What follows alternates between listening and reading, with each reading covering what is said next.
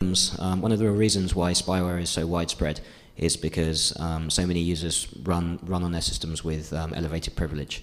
So as soon as you have a flaw in the browser, the spyware can take advantage of that and essentially install whatever it wants with no hassle. So the concept in Vista is that you run by default as a low privilege user. So sure, there'll still be bugs, browser bugs for example, but that will actually prevent the installation of any software. So that's one thing I can think of off the top of my head. Essentially any kind of sandboxing technology, that would certainly help. I was just about to say that, yeah.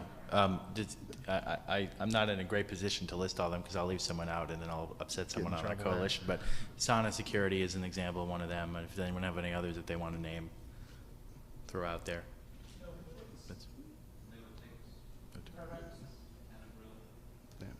But I mean, also part of the problem with that is especially with spyware, is with the behavioral based HIPs, spyware isn't necessarily a vulnerability at certain points, right? If the user actually installs it, HIPS isn't going to solve that problem.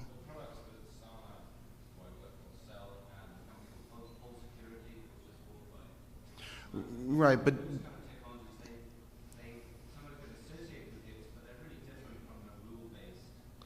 right, but even with Sana, you have to break outside of the trusted path right thing. So they baseline your system, and then all of a sudden you have to. Oh. Okay. That's right. That's my understanding too. All right. And it's the same, very similar to the whole security stuff. There are a bunch of others which rely on, they're more like, they're quite like IPS style technologies, like looking at what actions programs are taking, or programs are running to the registry, or messing with the file system, or messing with other processes, stuff like that. Okay. There is a bunch of technologies there. They're just not, they haven't grown into the marketplace. There may be things like semantic growing more security on top of that. We have I'm from Prevex, and we have a sort of combination of behavioural-based and traditional signature-based self-hooking. We come from an IPS background, and essentially what we do is we gather the IPS type events that traditional would have been clear to users or policy, and we use those and we'll automatically generate whitelists and blacklists. So even though the user chooses to install, we can still intercept and prevent that installation based on the behavior.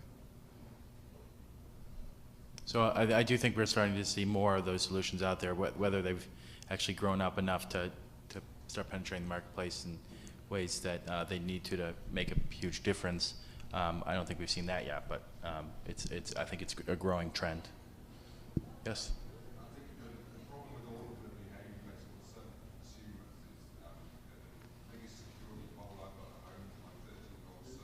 Exactly. Right. And that's the consumers, that's the problem.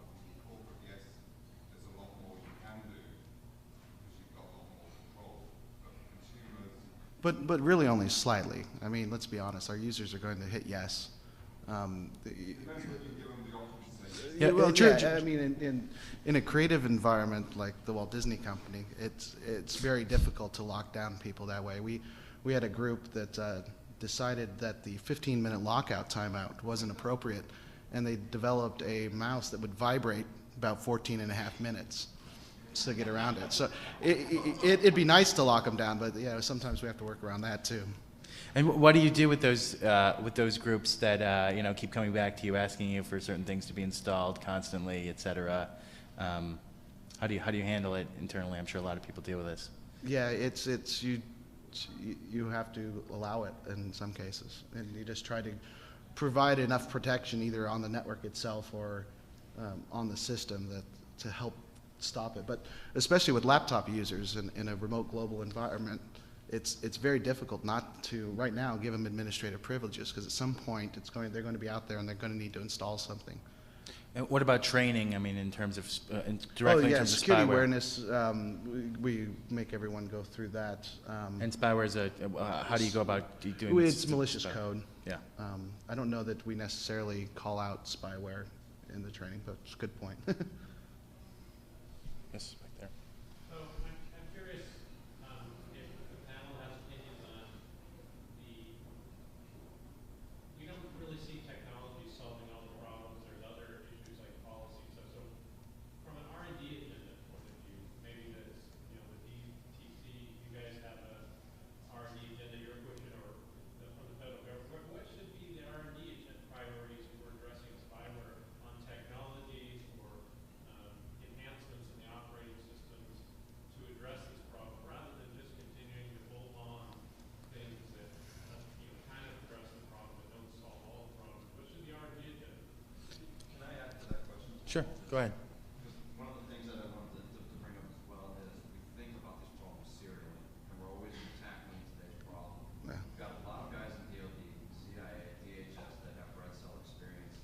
We should be looking at this problem and taking a herding mentality, which is where do we want to push these bad actors to, so that we can control them rather than vice versa. So from an R&D perspective, let's herd these, right? We've got a lot of bright people. Let's get them together in the right forum from business, from technology, from government, military, and figure this problem out in a series of steps. And where do we want to push? Where do we want to push these people in a space where we can control it? Jared, do you want to add anything to that? I mean, I think it was a Yeah, point as much as a question, a good one. But Well, right now, from a research perspective, we work very closely with science and technology. We've got we push in things that we're seeing as issues. Right now, I mean, there's issues related to DNS amplification attacks, that kind of stuff. What is a long-term solution? Of course, we do look at the short term because we got a lot of people that are bleeding, from those types of attacks, so we got to address that. But we are working to feed in requirements, and then they get prioritized.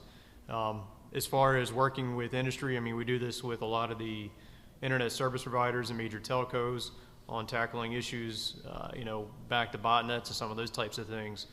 And, I do know that I think FTC mentioned that they've got a couple of efforts where they are bringing, other federal agencies together as well as the private sector to kind of work through some of these issues. So I think there is a willingness to do research and put out, kind of an RFI, to the academia, what are some of the potential areas to help tackle some of these long term? Eileen mentioned this briefly, but there's a workshop in November that they're holding. It's on consumer protection generally, so it's more in the consumer space. But it will, where they're going to bring together, they're trying to bring exactly these groups that you mentioned together, and then what Jerry was talking about. They're also planning on having all of the international law enforcement, they're all other international law enforcement partners together for a day for a closed session, just for them to try and figure out how to work together internationally, since so much of this touches on international servers, et cetera. And that's kind of looking at that issue in the future. But I do think that if you have ideas about getting ahead of the game, that is a good place to raise it. And the DHS people and the DOJ people are going to be at those sessions as well as. It's a good idea. It's also a good idea to have DHS sponsor something like that as well on those kind of issues. And actually, Mark is over here. He's actually working with science and technology. Might be able to speak to some of. Just briefly on Mark's thoughts, I'm not employed by DHS, but I work for SRI International. I used to be at DHS and supporting science and technology. And yes, we're doing exactly what you're talking about. One thing to highlight is a group we call the Identity Theft Technology Council, ITTC, works with industry and academia and government trying to get ahead of the spyware, adware, phishing, all of the problems that we have. We recognize the solutions today are hard. There's problems in the criminal stack, there's problems in DNS, there's problems in routing, there's fundamental internet mechanism issues.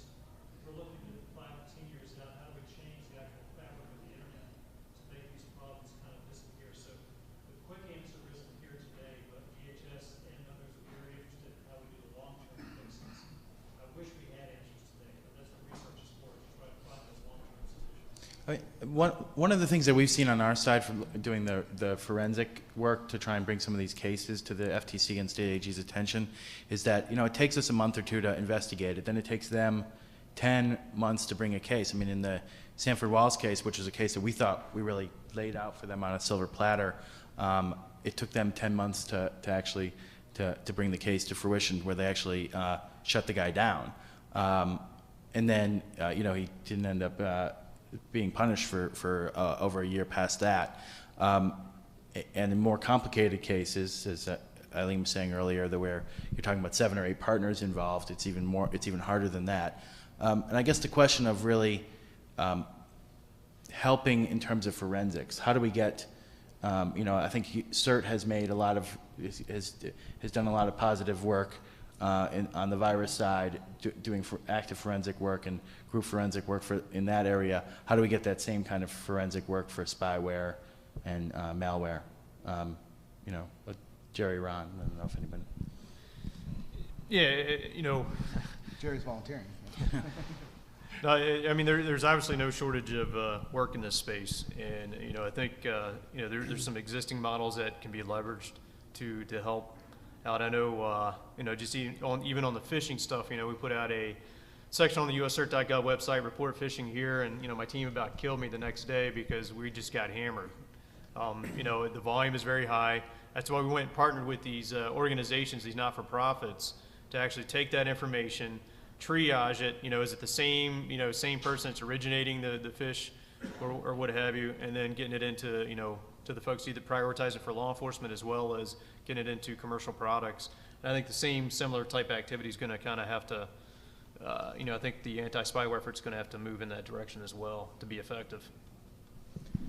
So this chain of questions started with the R&D. So while I did say in the beginning that I don't think technology is the main, certainly not the only way to solve the problem, we are of course involved in several efforts. One of them goes back to the behavioral issues. So we focus on the phone home part of the spyware issue. We're trying to block things going in, but of course, if they're already in, the main issue now is to block any information trying to get out of the organization.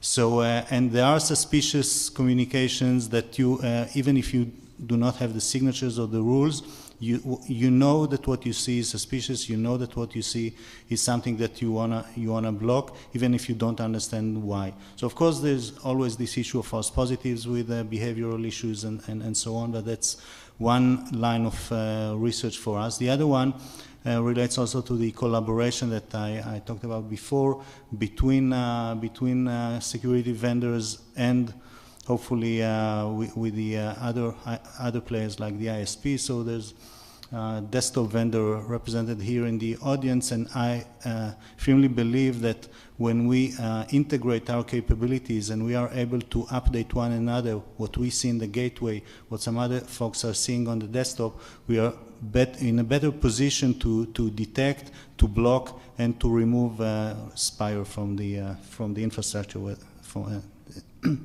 excuse me, from the endpoints. Thanks. Do you have any comments, John? I think from a R&D perspective, there's not a single technological advance that will put an end to spyware. It's going to be a combination of things. Like ideally, if we can stop the spyware getting on there, stop it getting to the point of attempting to install, that would be perfect. But we're not going to get that because there's always going to be bugs in software. There's always going to be users as well that click various things. So